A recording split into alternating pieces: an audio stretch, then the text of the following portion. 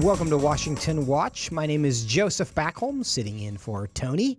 As we announced yesterday on Washington Watch, FRC has launched the Center for Biblical Worldview, an exciting new ministry that will help equip Christians to think biblically and train them to advance and defend the faith in their families, communities, and the public square.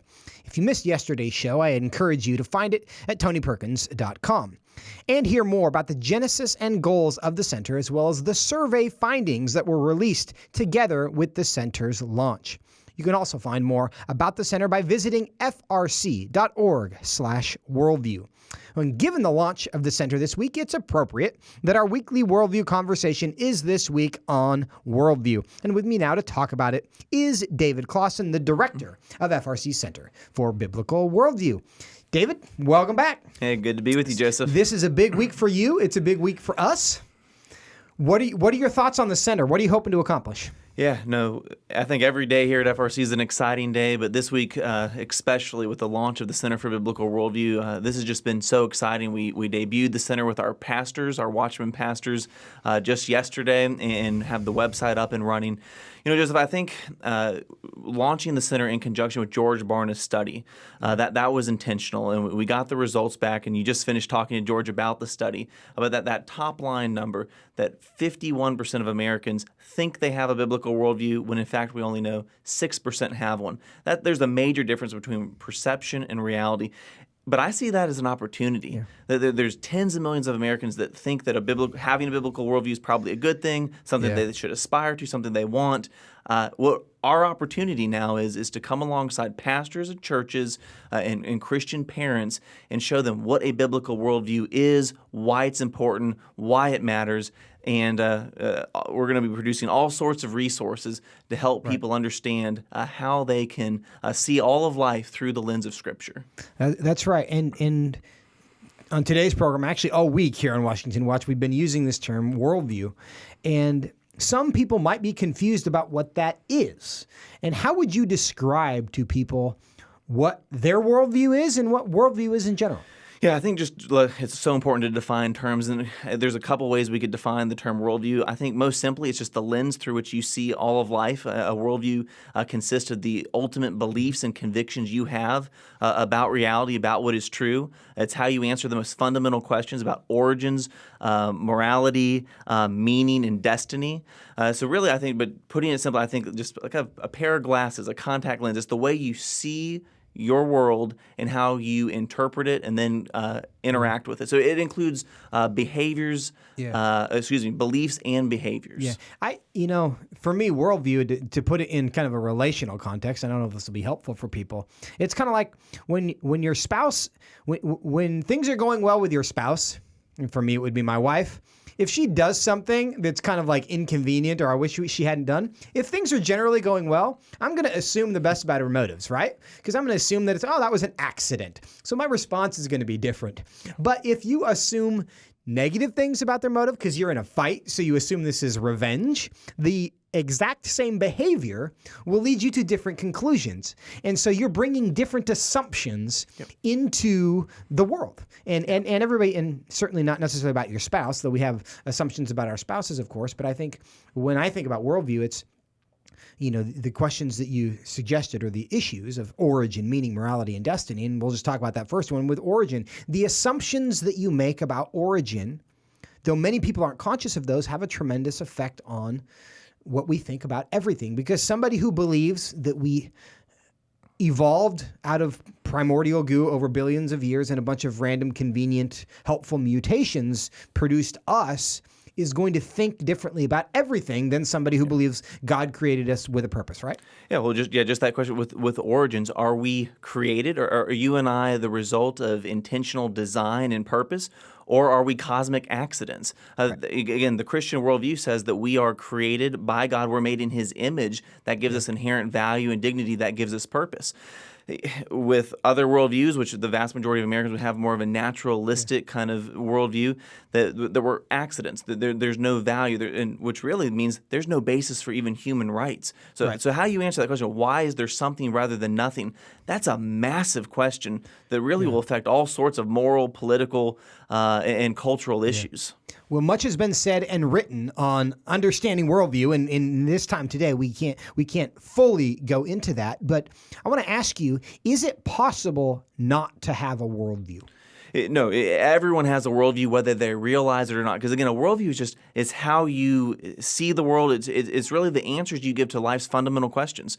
Why is there something rather than nothing? Yeah. What's gone wrong in the world? Is there any hope for the world? Where is all this headed? Kind of eschatology. Yeah. Everyone's going to have a worldview. Now, not everyone's worldview will be coherent or consistent. In fact, our colleague George Barna, who's joined us as a senior research fellow, he came out with a poll very recently that showed that 88% of Americans have what you could call a synchronistic worldview, which means that they kind of pick and choose parts of different worldviews, so that they hold a worldview that's inconsistent, incoherent, but nevertheless, they do have answers to all of these questions. So everyone, whether you realize it or not, does have a worldview. How would you describe someone, and there are a lot of people that I've encountered like this, who when we introduced this conversation, they couldn't even track. They wouldn't be able to have this conversation. They haven't spent, apparently, 20, 30 minutes in their life thinking about where they came from, whether it's just a lack of curiosity or they're just dealing with kind of survival issues, depending on where in the world you are, right? Sure. A lot of people have not ever sat down and said, oh, what do I think about origin? What do I think about morality? What do I think about where my life gets meaning or whether my life has meaning? They haven't thought deeply about that. So if somebody hasn't been intentional, if nobody in their life has said, hey, you need to think about these things, if they don't go to a church, if they haven't gone to college and been in a philosophy class where these questions have been posed to them, what does their worldview end up being? If you say everybody has a worldview, if they haven't been purposeful about figuring out what it is, then what is their worldview? Yeah, it would be what George Barna calls that synchronistic worldview. They're copying and pasting. And so where are they getting that from? Well, they're getting it from the media. They're getting it from Hollywood. They're getting it from the education system. Because again, all of us have answers to these questions. And maybe they're not fully fleshed out, but we all have, what you used the word a second ago, Joseph, we have assumptions about all of these things. And I would say, Joseph, even Christians, we can get into some of the polling in a second, but I think a lot of Christians haven't thought through deeply some of these questions that we're asking. And I would suggest to those Christians, many who might be listening to our show, that it's not an option not to think about these issues. Jesus himself said we ought to love the Lord our God with all our heart, soul, and mind. And to our shame, I think as Christians, often we don't think deeply about these issues, and we haven't for a while. Whether it was the early fundamentalism of the early 20th century, even some strands of Pentecostalism that might prioritize the heart over the mind. But as Christians, I think Scripture doesn't give us that option. We must engage our minds as well as our hearts on these fundamental questions. You talked about the survey that we released this week, and what it showed is that there are a lot of people who think they have a biblical worldview, and according to the questions we asked them, they may not have a biblical worldview. Tell us more. Dive into the details of that, about what that difference is. Yeah, and I have the stats right here, Joseph, and this is so the top line is, so 51% of Americans think they have a biblical worldview. We know it's actually only 6%. Well, what about those who are in the church? Well, those who identify as a Christian, who are willing to tell a pollster that they follow Jesus, 68% of those people think they have a biblical worldview, when in fact only 9% of them do. Those who would say that they are born again Christians, 80% of them say, oh yeah, of course I have a biblical worldview. Only 19% of those 80%. Let me give you 2 others. Those who actually attend evangelical churches. So again, these are people who put in the effort, that they wake up early on Sunday, that they don't go to brunch, that they go to church. 81% of those people believe that they have a biblical worldview, when only 21% do. And of course, you break this down by generation. The older someone is, the more likely they believe they have a biblical worldview. And then the younger you get, it's less likely they actually have a biblical worldview. But I think this is sobering. And I think we should, for pastors who are listening to this is kind of a wake-up call. There are many people who are in our churches. They sit in the pews next to us. They think they have a biblical worldview. They think they're responding to life through the lens of Scripture, when in fact they're not. whether that's because they're listening to the media, they're listening to other sources that are informing their worldview. But what an opportunity, Joseph, and again, why I'm so glad to work with you here in our newly launched Center for Biblical Worldview to provide resources to come alongside pastors to make sure that the people in their congregations really are taking every thought captive to the Lord. In our last segment, we talked to George Barna, who commissioned this survey and gave us this information, which is helpful. And he described, for those who may have missed it, that the reason the assessment was made that these people don't have a biblical worldview is on questions like, where does morality come from? Where does my money come from? Kind of fundamental Christian questions that there's a Christian answer to. They indicated a more naturalist or materialist perspective on those issues. So it is measurable. And what our hope is, and one of the things that we're going to be encouraging people to do, is to make those assessments yourself for your family. And it's frc.org/worldview survey, right? Is that what the URL is? Yeah, if anyone's interested about these statistics, I'm sure there's some people who, like George, I listened to the previous segment. He, even as a kid, was doing baseball cards, looking at the the fine print. If anyone's listening to us and wants to, wow, this survey is really interesting, I'd like to break it down further, you can find that. We've published that at frc.org/worldview survey. Yeah, and I think one of the reasons that's important is what we're going to encourage people to do is make those assessments. Yeah. Because you hinted at this earlier. Why is it good news that so many people think they have a biblical worldview? Yeah, I think it's good news because it's an opportunity. Again, it shows that there's tens of millions of our friends and our neighbors and those who go to church with us that would say, yeah, having a worldview that's biblical, or maybe they think that, the Bible is probably a good book. It's something I should aspire to. We need to unpack it. Now, I'm sure some of those people, once we unpack what it means to follow Jesus, they're, maybe I'm not so interested in that after all. But I think it's an opportunity to educate and to show, here's what it means to follow Jesus. And again, that's what we're going to be doing in the weeks and months to come, Joseph, is providing resources to make sure that people such as pastors and especially Christian parents understand what the stakes are, understand what the lay of the land is, and then what can we do to fix the problem. Because here at FRC, we don't want to just point out problems, Joseph. We want to be able to point people to solutions. Right. And again, that's the hope with this new Worldview Center, is that we can come alongside those with the resources to make sure that these numbers begin to trend in the direction we want to see it. Right. Now, you have these significant number of people who say they have a biblical worldview.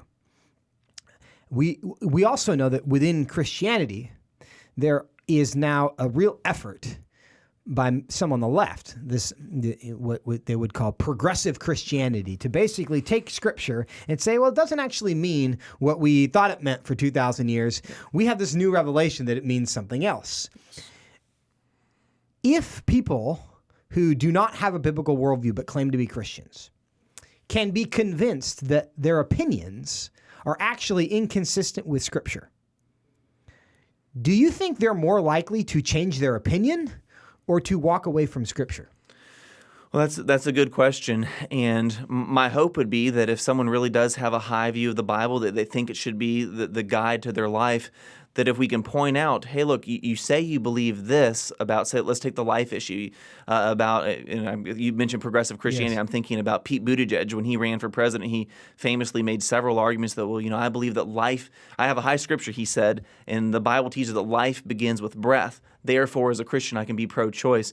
And I think that, as progressive Christianity continues to grow and as people walk away from the faith, those arguments might be persuasive. And that's why we're going to say, and I have a whole booklet on biblical principles for pro-life engagement, pointing out, actually, the Bible teaches the person of the unborn from cover to cover.